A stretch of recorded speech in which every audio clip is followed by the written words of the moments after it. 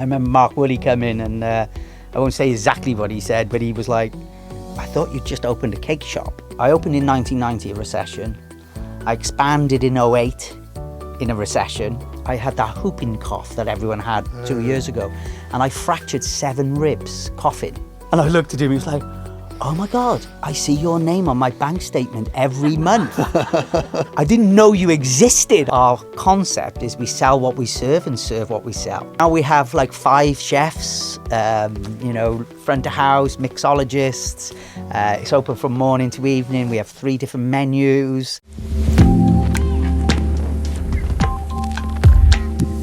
Welcome back to Heads Together, Series 2, and we're joined again by my guest, Ken Picton. Thank you. Hello, Ken. Hi. Now, you were starting to tell us about this expansion and how you began to bring a restaurant, deli, alongside the Salon. So where did that idea start? I've had a passion for wine and food and outdoor cooking, really, cooking over fire. It's a thing, when you're a father of 5 and you've got, lots of people around you, you try and bring those things out. And I think, where did the wine, the wine came from when I first started having children. And I think, when the spontaneity of going out, on a Friday or a Saturday night and saying, oh yeah, let's go out for the drink, or let's go out for and you find yourself at home. And like I had 2 within 14 months together. So Suddenly you're locked at home. And I kind of started drinking wine thinking, oh, this is nice. And then I wanted to learn about it. So I kind of studied, and then I started buying on Premier and buying it in bond and making money from it. And you're thinking, this is great, with a commodity that tastes good too. And so I've always had this passion for wine. And then COVID came. We had a beautiful summer. I was with the kids, and my cooking started, going on acceleration. I was buying from a fantastic butcher's called Philip Warren down in Cornwall, who supplied all the best restaurants, and I was buying whole ribs of beef, and they were butchering it for me and cooking it outdoors. And it reignited my passion for great food, great wine, because I found myself with all my travels around the world, I'd always migrate into like really beautiful delicatessens and, your Dean and DeLucas and all of these. I used to find them wherever city I was in.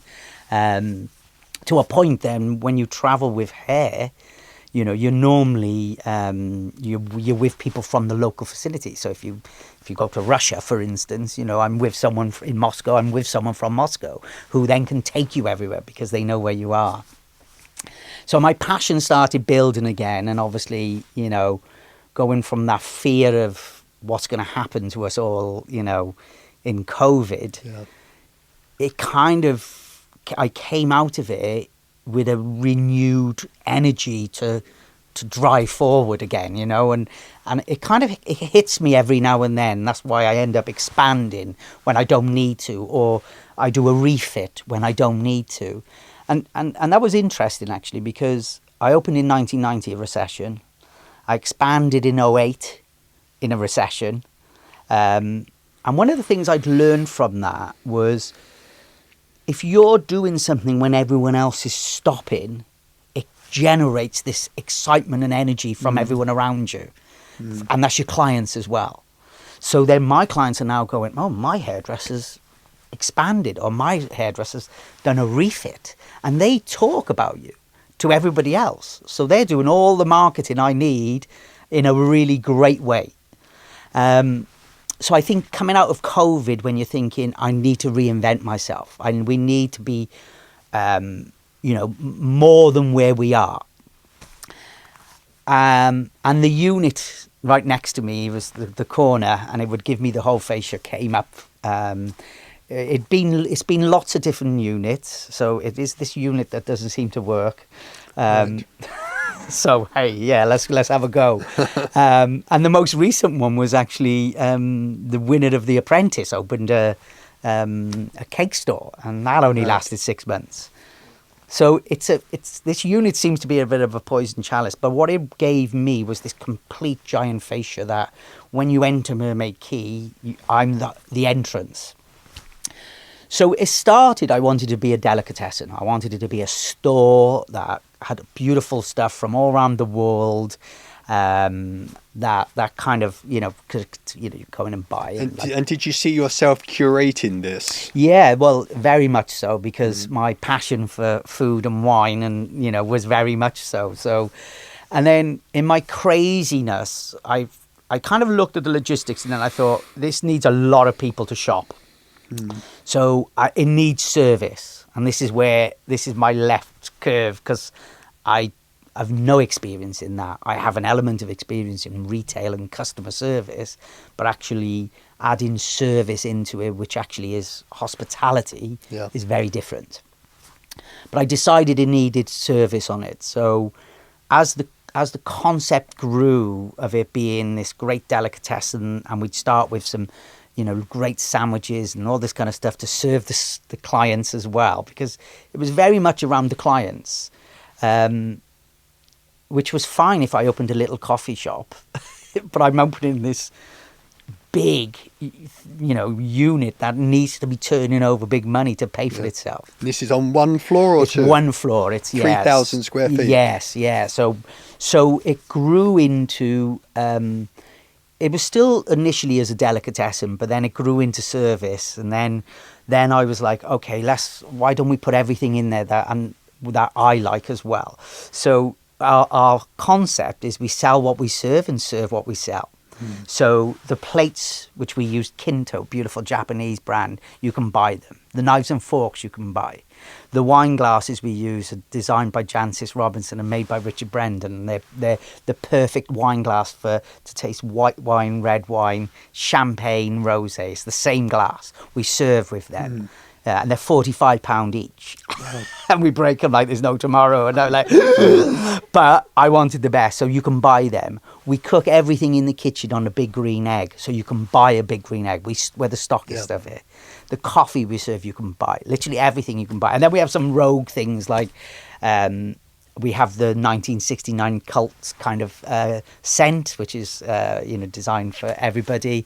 Loads of brilliant stories behind it, really cool, based around moments in history, And I was born in 1969, so there's this synergy with it that I have this whole, And actually at home, I have all 23 of them, all with names like Pink Jesus, American Psycho, Casbah. And I have this, like you go in my bedroom and they're all there. So it's like a boudoir of scent, Anyway, so it started evolving into that. And that was the crazy thing. There was this mad moment where I went through all the plans. It took about a year, huge planning, drawing. And I wanted it to be big. I wanted everything elevated. I wanted it exaggerated. So all the shelves are exaggerated. They're high, like a proper deli with things up on the top.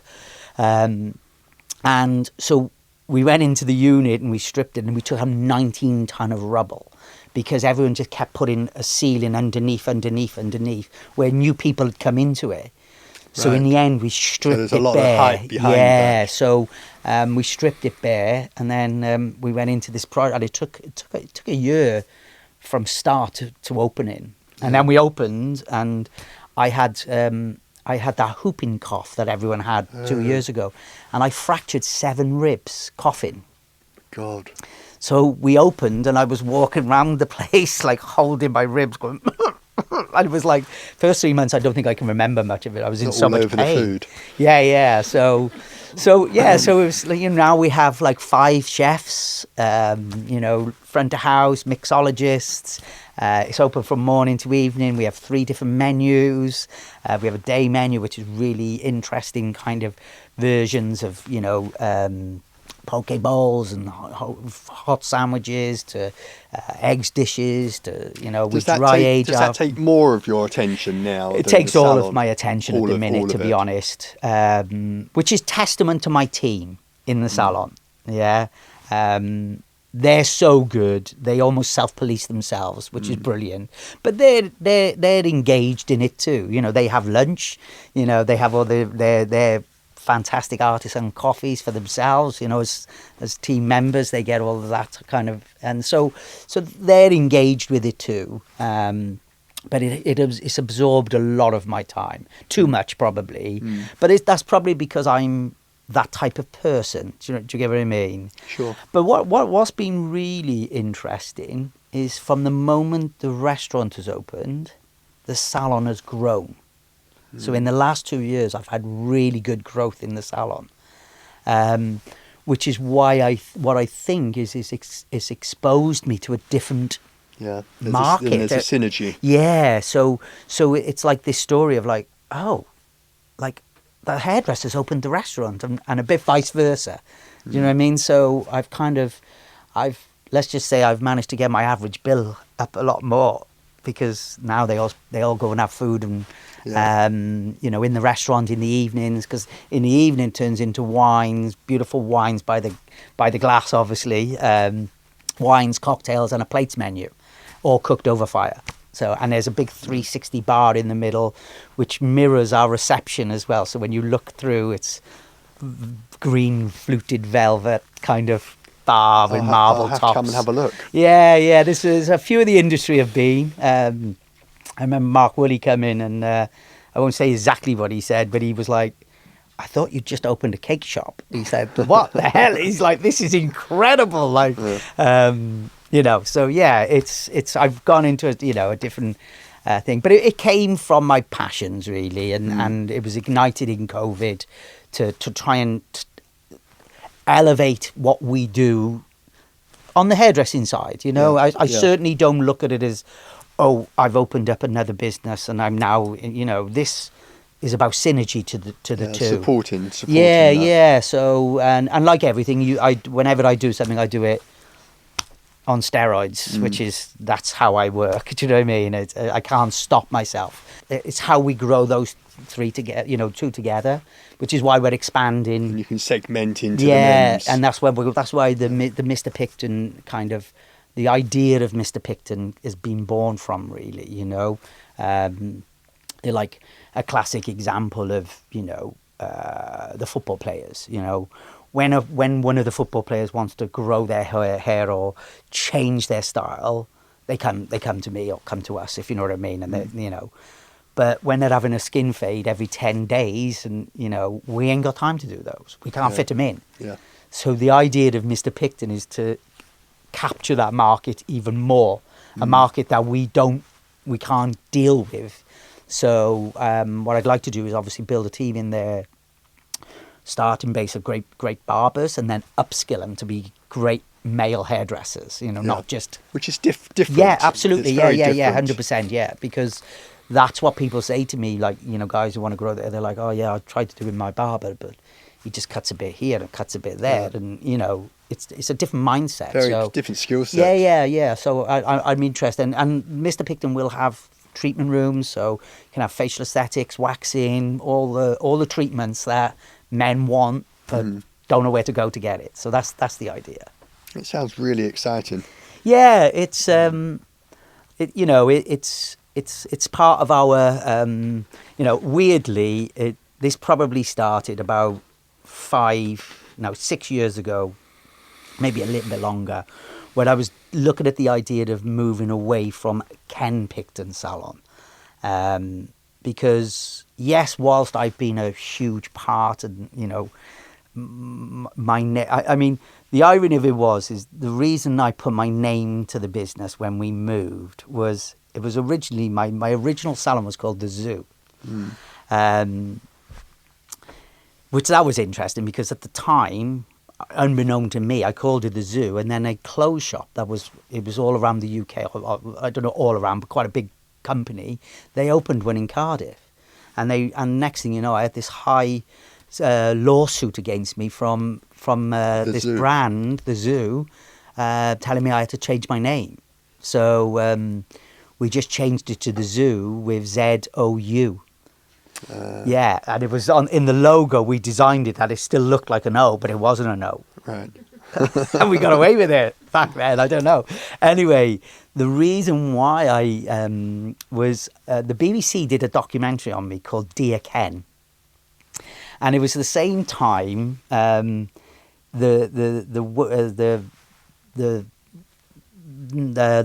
main Welsh newspaper.